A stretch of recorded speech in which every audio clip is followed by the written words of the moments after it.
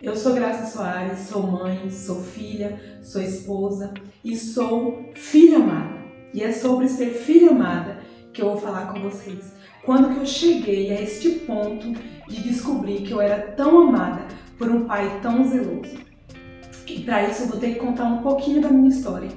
Um pouquinho de tudo que eu vivi, de tudo que eu passei, de tudo que eu senti e ter chegado até aqui e ter visto que todo o tempo, apesar de muitas dores, de muitas dificuldades, apesar de muitos desafios, mas Deus sempre esteve comigo, sempre cuidando, protegendo.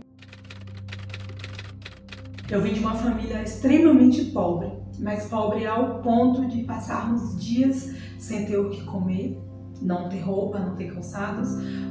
Somos 11 irmãos e naquela vida de muitas dificuldades, muitas noites ver meus pais, a minha mãe no caso, chorando por não ter o alimento para nos dar. E ali com 6, 7 anos eu já tinha que trabalhar na lavoura, ali na colheita de cacau e estudar à tarde. Então trabalhava pela manhã e estudava à tarde. Só que ali, dentro do meu coração, nasceu um sonho de ser professora. E foi aí onde tudo começou. Ali eu comecei a dar vazões àqueles pensamentos, àqueles sonhos. E como seria se eu fosse uma professora? Porque até então era a única profissão que eu conhecia naquele momento. Mas não tinha conhecimento. Então assim, como eu estou falando que eu vim de uma família muito pobre, era realmente uma escassez muito grande porque não tínhamos nada. A nossa casa não tinha televisão, não tinha rádio. Na verdade era mais fácil listar o que tinha, porque não tinha muita coisa. E ali com mais ou menos 7 anos, começou a nascer no meu coração o desejo, a vontade de estudar. Eu queria estudar a qualquer custo e quando eu terminei a 4ª série, eu decidi que eu iria sair, que eu ia para trabalhar em casa de família para poder realizar o meu sonho. E quando a minha professora falou que estava precisando de uma pessoa para ficar com uma sogra dela, eu pedi para minha mãe, implorei para minha mãe para eu ir. Naquele momento ela não entendia o porquê que eu queria sair, porquê que eu queria ir. E ela até tentou me convencer a não ir, mas eu explicava para ela que eu queria ir, que eu queria estudar. E assim eu fui trabalhar na casa dessa senhora e fazia as coisas de casa, não era tão nova, 7 anos, 7, 8 anos mais ou menos a minha idade, eu não sabia muita coisa. Mas eu fui aprendendo com ela como fazer as coisas. Então eu ali continuava, trabalhando pela manhã, estudando à noite. E só que assim, sabe aquele desejo de criança, de adolescente, de ter as coisas? Só que aquela senhora ela não podia me dar as coisas. Então foi onde eu decidi sair da casa dela e trabalhar em uma outra casa em Salvador. Mas o que eu pensava que seria fácil foi algo mais difícil ainda, porque lá eles não me tratavam da mesma forma que aquela senhora me tratava no início. Era como se eu pudesse expressar como se fosse o lixo dos lixos. E só um detalhezinho assim, porque eu preciso resumir muito, mas só um detalhezinho que ficou muito marcado era na hora do almoço, que eu não podia me sentar à mesa com eles, e quando não tem jeito, vai me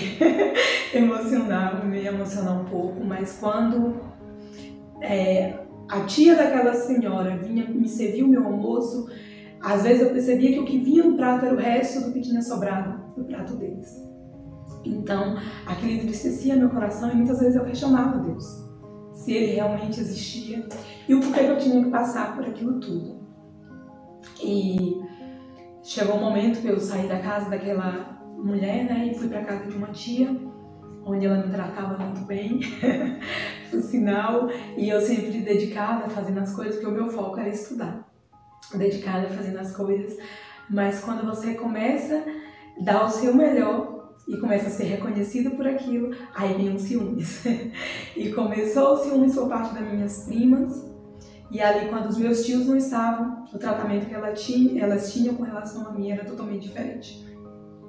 E aí vinha as humilhações, vinha a questão de jogar na cara, que era onde mais me doía, mais me feria, que era a questão da minha casa, não ter nada. E elas, eu acredito que era, na verdade, inimigo usando elas, para me ferir justamente onde me doía. E aí, quando chegou um determinado tempo, eu cheguei para minha tia e falei que não dava para continuar ali e vim para a Conquista, que eu creio que foi aqui onde Deus queria, né, mudar a minha história, mudar a minha história de forma definitiva. Mas para toda história ser mudada precisa do processo, e é justamente o processo que não queremos passar, né? E quando eu cheguei aqui em Conquista, eu comecei a trabalhar em uma delicatessen e estudando, e sempre estudando à noite. Eu não tinha mais condições de estudar durante o dia, estudando à noite e me dedicando e aprendendo e fazendo cursos e treinamentos, e sempre que eu podia eu estava estudando. E aí eu comecei a desenvolver o gosto pela leitura e comecei a ler todo tipo de livros, todo tipo de revistas, e fui me desenvolvendo. Só o que acontece quando chegou determinado tempo, se eu não me engano eu estava ali com 14, 15 anos, foi quando eu conheci Jesus, definitivamente. Então em 2003 eu conheci Jesus. Eu estava em um culto onde estava sendo ministrada a passagem da cruz, e ali me tocou bastante aquela história quando aquele pastor, né, ministrava ali sobre Jesus, e eu falei assim, é esse Jesus que eu quero para mudar a minha história definitiva. É esse Jesus que eu quero para minha vida. E ali naquele dia eu reconheci Jesus como Senhor e Salvador na minha vida. Só que é esse o nosso mal. Quando a gente começa uma caminhada com Cristo, a gente pensa que tudo vai virar flores da noite pro dia. Não quer dizer que Ele não possa mudar a nossa história, mas tem processos, tem coisas que precisamos viver para crescer, para amadurecer e para ser curada. E eu precisava ser curada. Não significava que Ele não estava comigo, Ele estava o tempo todo. Mas ainda haviam coisas que precisavam. Eu comecei a me apaixonar por aquele Jesus. Me apaixonar de tal forma que eu queria que todo mundo conhecesse aquele Jesus. E quando foi em 2005, eu conheci o meu esposo. Começamos a namorar. E aquela paixão, e começou, né? Foi onde eu troquei a paixão por Jesus pelo meu esposo. E eu comecei a esfriar no amor que eu sentia por ele, e comecei a transferir o amor que deveria ser de Jesus para o meu esposo. Não que eu não deveria amá-lo, mas eu deixei Jesus de lado, de buscar como devia, de estar com ele como devia, e passei e mergulhei de cabeça no relacionamento. E ali eu não me afastei da igreja, mas o meu coração se afastou de Jesus. Quando foi em 2008 nos casamos, e em 2012 tivemos nosso filho, Samuel, que está com 10 anos hoje.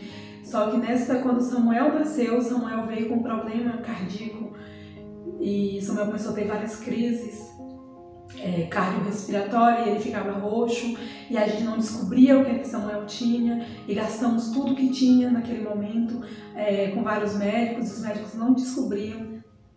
Até que quando chegou um dia, já um mês, eu e meu esposo sem dormir e chorando e pedindo a Deus para curar o nosso filho, e meu esposo colocou Samuel na cama e falou assim: Jesus, a partir de hoje eu quero dormir, toma conta do meu filho.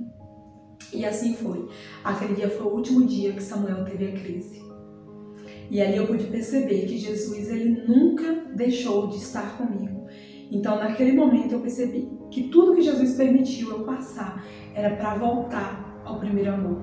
E foi ali onde eu comecei a mergulhar de cabeça, conhecer, buscar verdadeiramente quem Jesus era e qual o propósito dele para minha vida. Só que ainda vivendo os meus sonhos, os meus projetos, querendo conquistar tudo aquilo que eu almejei desde quando eu saí, né, lá da casa dos meus pais, e voltei a estudar. Só quando foi em 2017 eu comecei a tomar conta de uma célula, né, de um pequeno grupo, e novamente ali um outro pastor ministrava sobre Jesus de uma forma diferente. Era um amor tão grande que ele ministrava sobre Jesus que eu falava assim: Jesus, eu ainda não te conheço como eu devo te conhecer. E naquele dia eu lembro que ele fez uma dinâmica e pediu para que a gente escrevesse uma carta para Deus. E nessa carta eu escrevi assim: falei, Deus, eu quero te conhecer verdadeiramente. E aí, foi aí que tudo começou. A minha vida virou do avesso. Porque para a gente conhecer Deus verdadeiramente, a gente precisa estar disposto a abrir mão de alguns projetos, dos nossos sonhos e começar a viver os sonhos dele. E a minha vida virou assim de uma forma, mas era Deus fazendo com que eu conhecesse ele verdadeiramente, com que eu dependesse dele. E foi aí onde começou a minha caminhada verdadeiramente assim de um amor profundo, de mergulhar na presença dele. E só que ali ainda tinha coisas dentro do meu coração que ele queria sarar, que ele queria mudar. E eu estava lendo um livro e nesse livro vinha várias perguntas. Se tinha vindo de um lar alcoólatra, e eu respondia que sim. Se tinha vindo de um lar de pobreza, e eu respondia que sim. E fui respondendo todas as perguntas que tinha naquele livro. Quando chegou em uma pergunta, eu deixei. Eu deixei e não respondi porque eu não admitia aquilo nem para mim. E aí eu guardei aquele livro. Mas Deus, quando Ele quer nos curar, quando Ele quer nos sarar, Ele faz com que a história venha, não para trazer dor, mas para trazer cura. E foi aí que tudo aconteceu. Quando foi um determinado tempo, meu esposo pegou aquele livro e foi ler. E quando chegou no finalzinho, justamente naquelas perguntas, ele começou a se perguntar o porquê que eu não respondia aquela pergunta. E aí quando foi um dia, ele chegou para mim e falou assim: Graça, eu quero te perguntar algo e não me esconda. E ali eu já assustada, né, assim, sabia o que ele queria saber. E ele falou assim: o porquê que você não respondeu essa pergunta? E a pergunta era justamente: você já foi abusado sexualmente? E ali naquele momento foi muito difícil responder para ele, mas eu respondi sim. E naquele momento começou o meu processo de cura.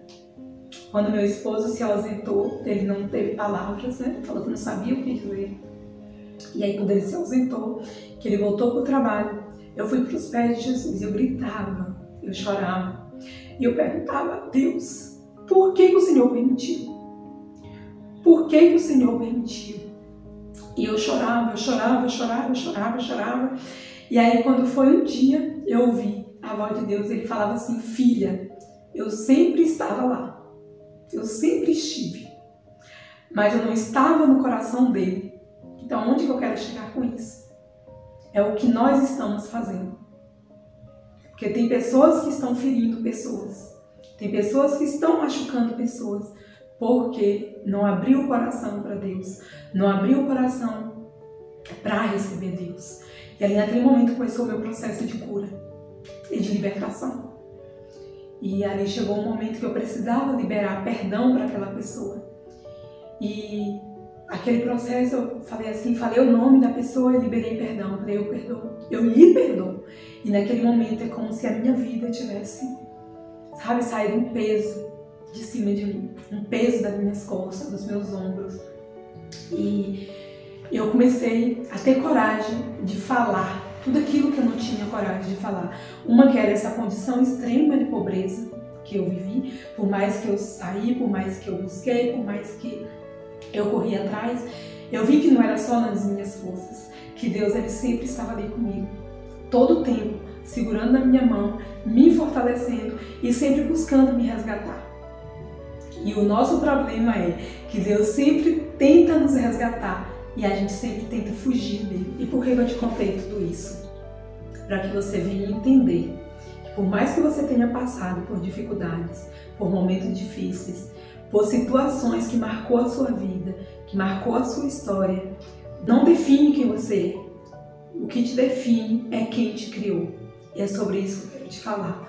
Sobre resgatar a sua identidade. Porque você foi amada, você é amada, você é querida, você é protegida. Tem um Deus que te criou, que te projetou e que sabe tudo sobre você. O que tem falado sobre você, o que você tem ouvido até hoje, essa não é a verdade daquele que te criou.